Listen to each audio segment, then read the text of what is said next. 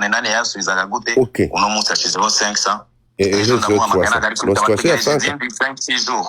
okay ubu ngubu tuvuge gutya izi desayero zibonetse urarudisha byahita birangira akirudisha hiyo desa c'est bien unasikia hizo sio zangu hizo ni za madame nuko gusa zanyuze no kuri giye kugira amushikire ariko yoherejwe na konti ya madame urumva ce qui propose c'est pour elle ikindi iri ya 2000 kukuntu atangiye kubyihakana ubu ngubu alors que giwe namufataga nk'umu brother ngavuga azagenda yishura make même 100 euro ngo iri ya 2000 rero imyaka yose no kumwihanganira ariko naramubwiye ayo mafaranga nawe arabizi ko ategezwa kuyishura yambwiye nta kibazo wagize neza nzagenda mwishura make urumva donc bise bibyuna na biriya kuko gina arabizi ko ategezwa kuyishura ariko nta na 100 euro ari gutanga nubwo haciye imyaka n'imyaka arabizi ko amafaranga ategezwa gusubira inyuma urumva ibyo kumenya ko ushaka kumenya ko ari umuhemu naga ari igihe nyene afite amafaranga sibyo ntabikubyina kubyina abantu ari mu amafaranga ategezwa guha amafaranga yabo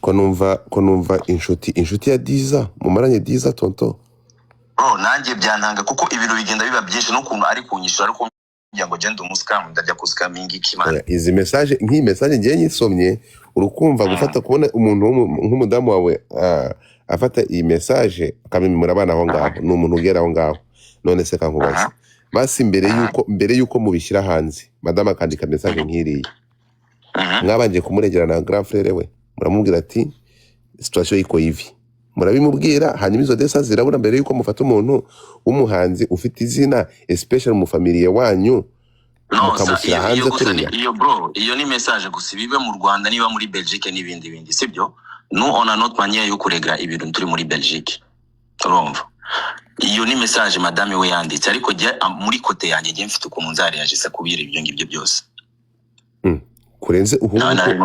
kurenze ko none izina rye gutya izina gusa man na umuntu washaka na bon je vais pas dire ma manière de réagir mais kwandika gusa les messages ni ibintu bisanzwe n'importe qui peut écrire akabishira ngo hanze ni nkuko n'umuntu ashobora no kubesha akandika ibyo ashaka mais chacun a sa manière de réagir okay umva ikintu ngiye gukora rero comme ngiye mureke nzembe mediateur nshaka buryo izi desayero zirara zikugezeho bishiye pale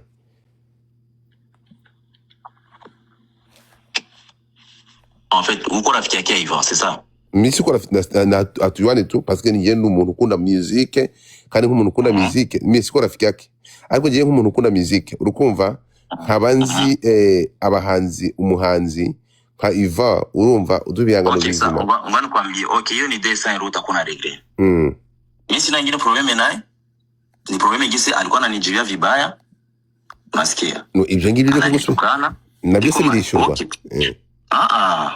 so nasikia njoo niko najoka mko kokote yake lakini niko nataka kuelewesha vitu depend niko naongea en fait niko naona kama uko nataka kwenda kokote yake kuzizia wenyewe niko nakwambia ndumva yuko kunda music nanye ndaikunda sibyo et ça me fait pas plaisir yuko bishika honga parce que urumva ko nagerageje kumuhamagara kambira ngo nukamamagara ko hejuru utwo dufranga c'est pas comme ça urashaka kurepondra umuntu gutyo umuntu uzi ko muri mwe amafaranga nubwo yaba ari 50 ngo hejuru ya 200 euro ntabwo ushaka kurepondra umuntu gutyo nawe uri wowe umuntu ashaka gusubiza ukunguko kandi uzi ko ntaga ari n'ideni namuhaye okay none ibyo manque respect iyo manque de respect uri kuvuga yo yakwishyura iyo manque de respect ntaga ari ikintu cyiza kandi ari umuntu none iyo twabwiye katwemere ko izi desa euro zibuze kuboneka hanyuma okay tuseme izo desa euro anazipana unasema unataka uregre hiyo problem yako problem za wengine utaziregre mon cher ibyo wengine na mimi question tunakuuliza ngo kuri kumbaza ibibazo nose ibyo by'abandi urashaka kuregler yo 200 euro none urashaka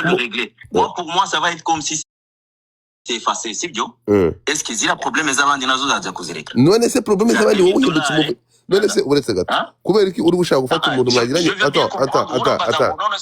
tonto izo problème uko ku kote yake uretse gato no ngende kuri kote urukumva icyo ndi kuvuga ntabwo misi ku kote ya mutu ariko cyo kubwira ni iki ngiki misi ku kote ya mutu me tuke ntabwo sango iyo manga pardon kuma unataka mata amaprobleme mtu yuko na umuntu afitanye n'abandi bantu kuko mwajyanye ikibazo ugashaka kumukubitisha ibibazo afitanye n'abandi.